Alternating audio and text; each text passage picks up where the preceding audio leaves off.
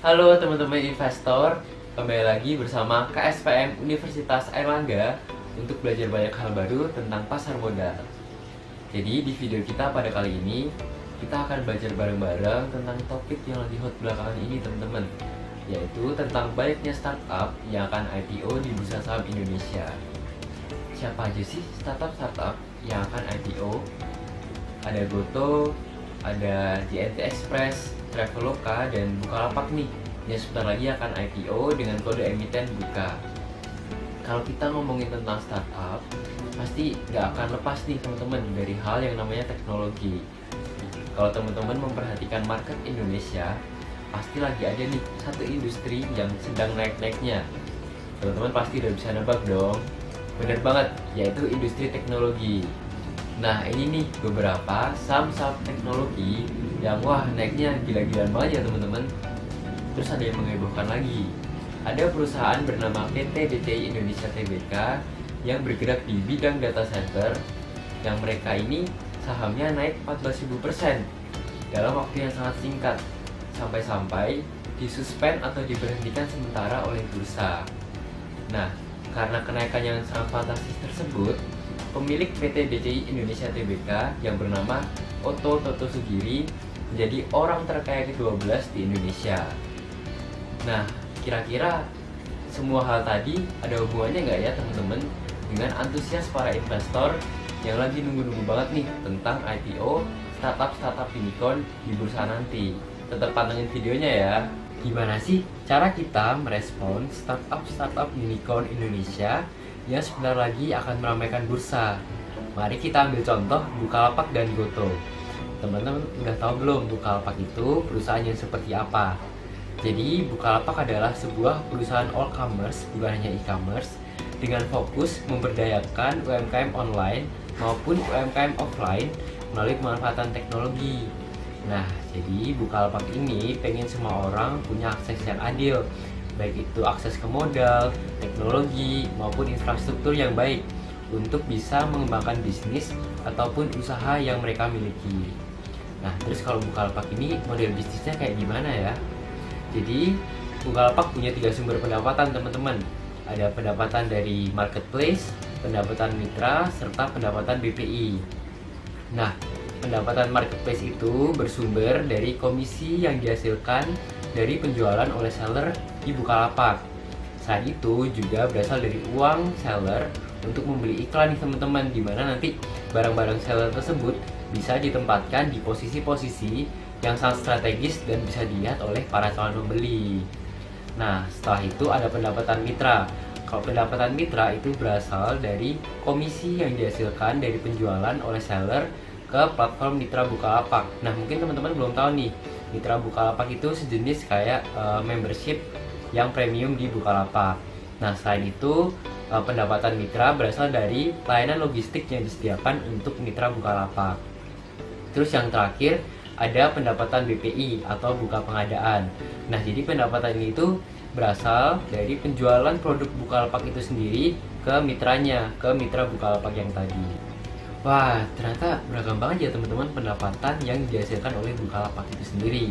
Tapi rasanya nggak lengkap nih kalau kita ngomongin pendapatan tapi tidak dengan biaya-biaya yang harus dikeluarkan oleh Bukalapak. Oke, jadi biaya yang pertama yang harus dikeluarkan oleh Bukalapak adalah biaya penjualan dan marketing. Biaya-biaya itu terdiri dari voucher diskon, iklan, baik itu iklan online ataupun offline. Lalu juga ada biaya akuisisi dan layanan dukungan untuk para mitra Bukalapak. Lalu biaya yang kedua adalah biaya umum dan administratif. Nah, biaya umum dan administratif ini seperti biaya gaji, upah dan tunjangan karyawan, biaya internet, biaya hosting, biaya penyimpanan data, terus juga biaya-biaya yang berkaitan dengan perlengkapan kantor Bukalapak. Lalu untuk biaya yang terakhir yaitu biaya yang berasal dari selisih keuntungan ataupun kerugian nilai kurs antara dolar Amerika Serikat serta rupiah. Nah, untuk selanjutnya kita bakal mengulik sedikit nih tentang laporan keuangan Bukalapak. Nah, teman-teman semua sekarang bisa lihat bahwa utang yang dimiliki Bukalapak dari tahun 2018 sampai tahun 2020 itu nominalnya masih normal lah, tidak melebihi total asetnya maupun total modal yang dimiliki oleh Bukalapak. Jadi berdasarkan hal tersebut, kita bisa menyimpulkan lah Bukalapak ini masih aman terhindar dari yang namanya bangkrut. Nah, lalu yang selanjutnya kita bakal melihat laporan laba rugi Bukalapak. Dari sisi pendapatan, ternyata pendapatan Bukalapak itu meningkat teman-teman dari tahun 2018 sampai tahun 2020. Tapi negatifnya beban pendapatannya juga ikut meningkat setiap tahunnya, yang menyebabkan Bukalapak itu sayangnya masih mengalami kerugian sampai tahun 2020. Tapi hal positif yang bisa kita tangkap yaitu kerugian yang dialami oleh Bukalapak dari tahun ke tahun itu berkurang. Nah teman-teman, tadi kan kita udah mengulik sedikit nih tentang laporan keuangan yang dimiliki oleh Bukalapak. Nah tapi laporan keuangan itu kan hanya menunjukkan kinerja masa lalu Bukalapak. Tapi kita tidak bisa nih melihat kayak gimana sih Bukalapak ke depannya. Nah di sini aku ambil 3 faktor yang kira-kira bakal mempengaruhi Bukalapak ke depannya. Hal pertama yang kita lihat adalah dari dampak internet yang saat ini tuh semakin meningkat teman-teman di seluruh bagian dunia termasuk Indonesia itu sendiri. Grafik yang pertama menunjukkan bahwa masyarakat ini semakin gencar dalam menggunakan e-commerce sebagai tempat untuk mereka berbisnis ataupun sekedar mencari kebutuhan ataupun keinginan mereka.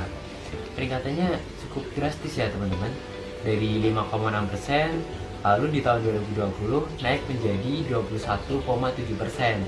Dan prediksinya nih, e-commerce akan mengisi 35,9% pasar retail. Nah, karena peningkatan tersebut, Indonesia sebagai salah satu negara dengan market e-commerce yang besar, diprediksi di tahun 2025 akan memiliki gross merchandise value atau total penjualan seluruh barang di e-commerce senilai 75,7 miliar US dollar. Wah, gede banget ya teman-teman. Nah, terus faktor yang kedua apa nih?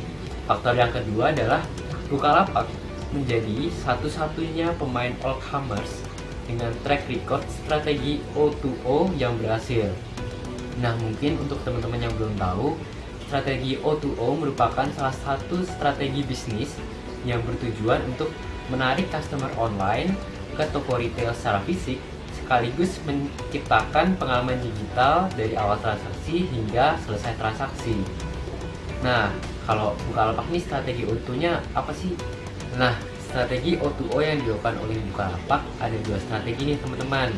Strategi yang pertama namanya offline loyalty program, di mana pelanggan offline akan menerima reward atau hadiah berbentuk Bukalapak Credits setelah mereka melakukan transaksi di mitra Bukalapak. Bukalapak Credits ini bisa digunakan oleh customer untuk bertransaksi secara online di aplikasi Bukalapak. Nah, strategi yang kedua namanya Mitra Referral Program, di mana mitra Bukalapak ini akan mendapatkan hadiah ketika mereka mendaftarkan customer offline mereka sebagai pengguna aplikasi Bukalapak. Masih ada satu faktor lagi nih teman-teman yang belum. Faktor yang ketiga adalah adanya komitmen yang kuat dari Bukalapak untuk menciptakan teknologi leadership. Nah, jadi Bukalapak di sini nggak main-main nih. Mereka punya orang-orang yang sangat berbakat. Contohnya ada yang dari Oxford, Samsung, Berkeley University, Ubisoft, dan yang lain.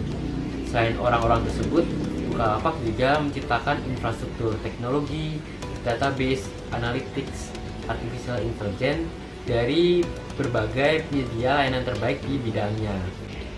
Selain Bukalapak, kita juga bakal membahas sedikit nih teman-teman tentang Goto, perusahaan hasil merger antara Gojek dan Tokopedia. Nah, yang pertama yang akan kita bahas adalah model bisnis dari Goto itu sendiri. Model bisnis dari Goto akan menggabungkan model bisnis Gojek dan model bisnis Tokopedia, di mana mereka akan mengkombinasikan layanan e-commerce, pengiriman barang, pengiriman makanan, transportasi, dan keuangan.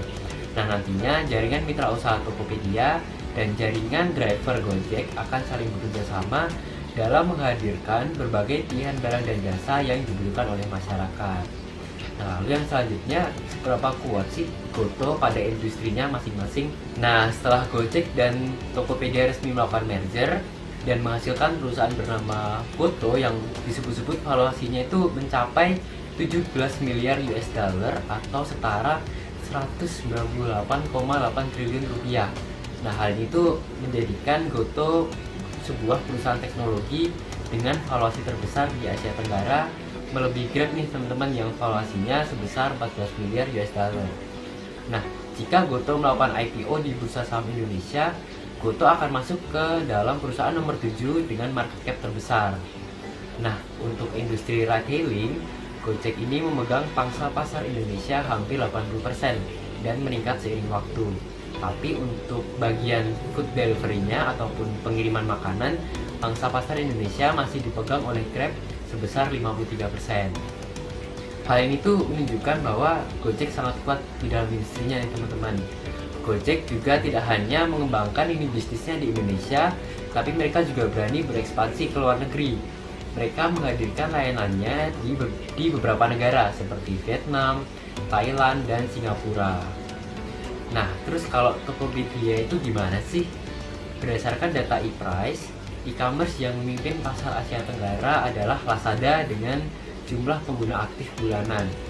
Tapi pasar terbesar di Asia Tenggara adalah Indonesia, di mana di dalamnya terdapat Tokopedia, salah satu e-commerce buatan anak Indonesia.